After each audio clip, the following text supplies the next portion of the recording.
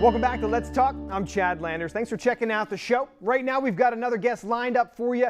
He's part of one of the winningest football programs in the LL League and District 3 history, none other than the Manheim Central Barons. His final year in maroon and gray was quite spectacular. So let's welcome to the show former Manheim Central linebacker and tight end, Dakota Royer. Dakota, thanks for hopping on Let's Talk. Looking forward to catching up here.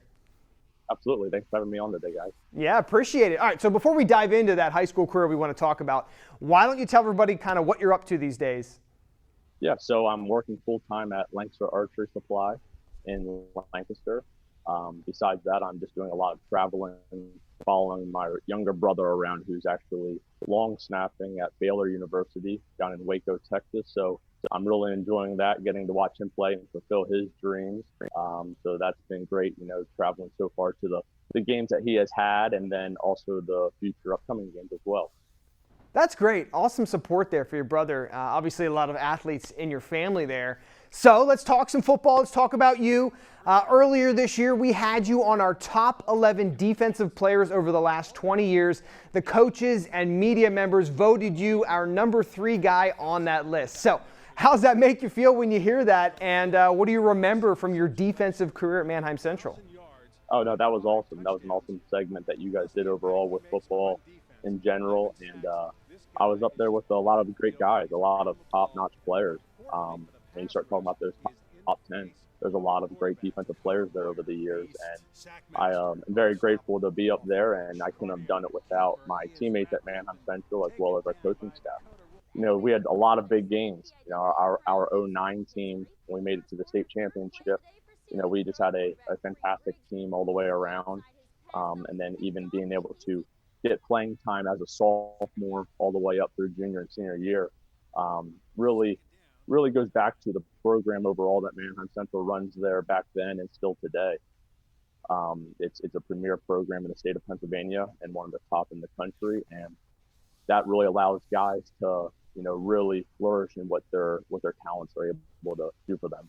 Cool. Well, let's launch into that. The Barons have built quite a legacy in Pennsylvania football. You mentioned it. Can you describe for people what it's like to kind of be involved in that program, what it meant to you to be in that program? Yeah, it is. It's another world, to be honest. It's a small college program, essentially. The demand there from the coaching staff is high. The expectations around the town are high. But everyone that plays at Manheim Central, when you're going into that, you know exactly what's expected of you. And it's the brotherhood that is created on that football team is unlike any other. After going to Penn State for a few years, it is not far behind a college program. And that's why the results are what they are every year. I mean, it's eat, sleep, drink football outside of your schoolwork.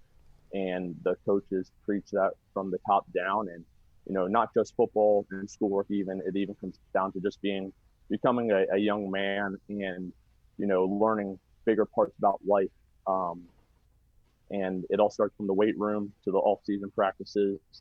As soon as that football season's over, the next season starting in about 2 weeks. Well, you mentioned the coaching staff. One of the main reasons for that legacy is legendary coach Mike Williams. How rewarding was it to play for a coach like that, and how would you describe him to somebody that's not really been around the program before? Oh, passion and love for the sport. Coach Williams, as well as all the assistant coaches as well. Coach Hahn, and there's even other assistant coaches that are still there today. But his passion for the game, wanting to be great day in and day out, every play on the football field, wanting to take every player and push them to their max of what they can do on and off the field. So it all starts with the coaching staff. Without that coaching staff, you don't have the history of Manheim Central. It doesn't exist. Yeah, that's a great point. And Coach Williams certainly racked up quite a few wins there at the head of Manheim Central. You mentioned the 2009 team. I want to talk about them a little bit at Manheim Central. It was an outstanding team. Some of the accolades, a Section 2 title, a District 3 title. You made it to the AAA state championship game. You guys were 15-1. When you look back at that season, what stands out? What do you remember about it being special? The brotherhood that we had between the players. And the relationship, there's still a lot of us that are just great, close friends. as well as the talent level. I mean, that team, the talent that we had spread across that was like none other, especially at the high school level. I might I might catch some flack from some guys for this one, but I'll say that that '09 team was the most talented team that Manheim Central has ever had, in my opinion. I mean, we had so many weapons on the offensive side of the ball, and our defense was stellar.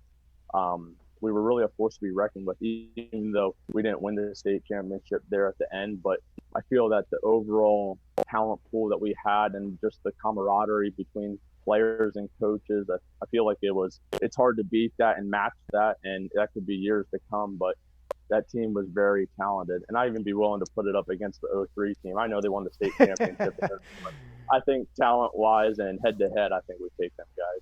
Well, here's a stat that goes in your favor for you, all right? So after, you guys just run the table their regular season, 10-0. The end of the season, weeks 7 through 10, you guys beat opponents by a combined score of 159-0. So you guys were on fire. Talk to me about the defensive mindset in that second half of the season there that allowed you guys to really start flourishing. Yeah, we were clicking on all cylinders, honestly. I mean, everywhere from the start of the defensive line all the way to our linebackers and defensive backs. Everyone knew their job responsibilities. Everyone studied film really hard going into every week. And we actually had a goal amongst ourselves every time we were going into the game to not allow them to score a point. And yeah, that's every team's goal when they go into the game. But we actually knew that we could accomplish that if we all did our roles the way we're supposed to do them. And we had a very creative defense. We'd blitz from multiple different angles, shift a lot of guys around, had some really stud linebackers there in the middle. And then we had defensive backs that could go up and get the ball when the ball was in the air. And then by putting pressure on the quarterback, whether we were getting sacks or calls on the quarterback to throw it a little earlier than he wanted to, that defense was a rough one to deal with as an opposing team. All right, so you guys get into the District 3 playoffs, a place that Manheim Central is very well known for being successful. You beat Susquehanna Township in the District 3 finals. The score was 35-29, so it looks like a tough game there. How did it feel to get Manheim Central back to the top of the mountain? Because you guys hadn't won the district championship since 2005, so there was a bit of a gap there. Yeah, that was a great feeling, because the year prior we had lost in the district title to West York, and that was a game back then that people didn't think that we were going to make it to. So we were really determined to not just win the district title, but then continue on. And that game was probably harder than a lot of other games out there that year. That Susquehanna Township team was very talented. They had a lot of speed across the board. They had some really big guys. We got up early on at halftime, and then they came back, gained some momentum. And they really had a lot of momentum going into the fourth quarter, and then we were able to close it out there at the end. I would say that's probably my most memorable game for me as a player, was that Susquehanna Township game, because leading in that fourth quarter, and they started putting points on the board, it got really tight there.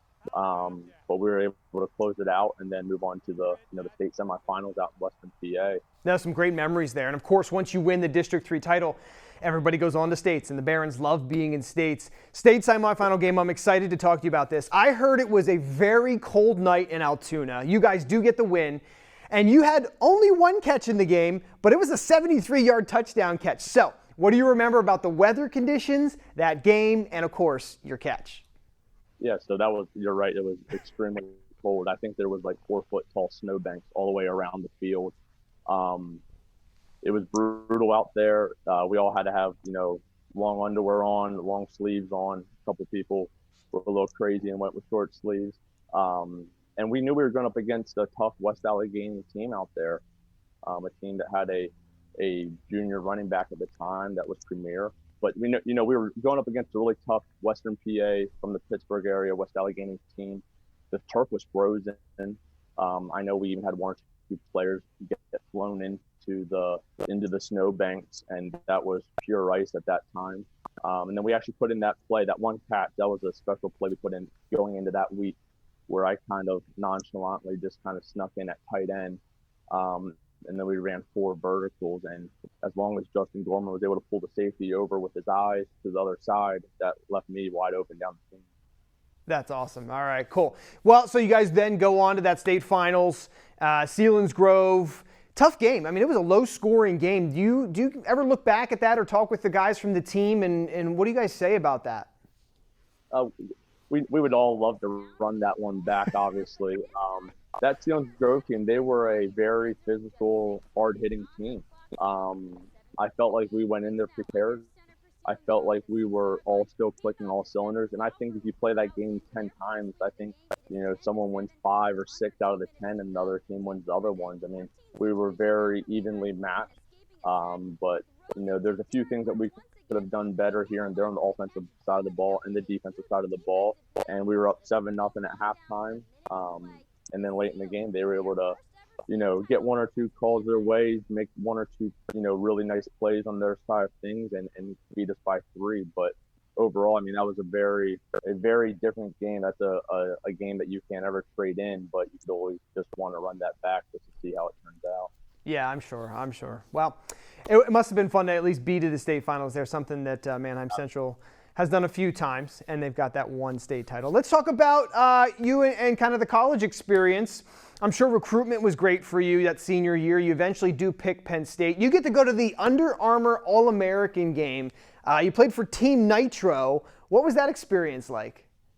Oh, that was top of the line. Yeah. I mean, getting to play at that level with some of the best players in the country. I know Joe Montana's son was on our team as a quarterback, and now watching some of those guys even play in the NFL. When we got down there to Florida to Disney World, being associated with Under Armour at that time and really just going through that whole experience was unbelievable, and I would do that every day if I could. But that was one heck of a game and a great experience for me personally and my family. Another interesting thing that sticks out about you, you jumped out of a swimming pool on camera or whatever, and it kind of went viral. Where did that idea come from, and how was the reaction to that? How did you kind of take all of that in? Yeah, that actually became something I hadn't even thought of prior to trying it, but there was a guy that played for the Chicago Bears back then that had done it, and he was the first guy to really post it on YouTube or anything. And then there's a few of us players that were seniors that year just hanging out at one of our other teammates' houses and had a pool and decided to start jumping around. I knew I had a high vertical, but never attempted to jump out of a pool. And I'll be honest, I still get asked about that probably monthly, even till this day, just making me still jump out of a pool or, and I always say, one of these summers, maybe I'll actually try to do it again, maybe 3 feet instead of 4 feet. But that was, that really opened up a lot of eyes as far as the recruiting world goes. I think the next day I had 4 scholarship offers to different schools around the country, just showing that explosiveness that a player can have, with the lower half of their body. But that was really cool. And it's been fun to kind of talk about it wherever anybody, brings it up. Yeah, we'll have to see if we can do it again. I'd love to see some video of that, and maybe even some of the bloopers too. Yeah. Okay. I got to make sure I don't get hurt. Yeah. Hey, last question for you. You did finally go to Penn State, play college there. What was it like putting on the Nittany Lions uniform there and being part of that program? Oh, that was a phenomenal experience as well. That was my dream school growing up. I remember going to games when I was younger with my entire family and relatives and everything, and telling them that one day I want to play at Penn State. And then I'd gotten offers from different schools throughout the country, and then when that Penn State offer came through, that really hit home, and I really knew where I wanted to be. It was awesome to be recruited by Joe Paterno and his staff, and go up there and play. And then unfortunately we had to go through some adversity as a team with everything that happened up there at that time. But overall, I mean, I wouldn't trade that for the world either. I got a great degree from a premier university and got to live out my childhood dream of playing for the Nittany Lions, and that was just out of this world. That's awesome. All right, well, Dakota, thank you so much for running back down memory lane with me. I appreciate it, and thanks for coming on Let's Talk. Thanks a lot, guys. I appreciate it. Well, there you have it. Another round of good guests on the program. Thanks to Derek and Leah Sipe for joining me. Thanks to Dakota Royer for hopping on. Thank you for watching at home. Hope you enjoyed the episode. We've got plenty more coming your way later this fall and into the winter season. But for now, I'm Chad Landers saying so long, and come on back next time for more conversation on a brand new episode of Let's Talk.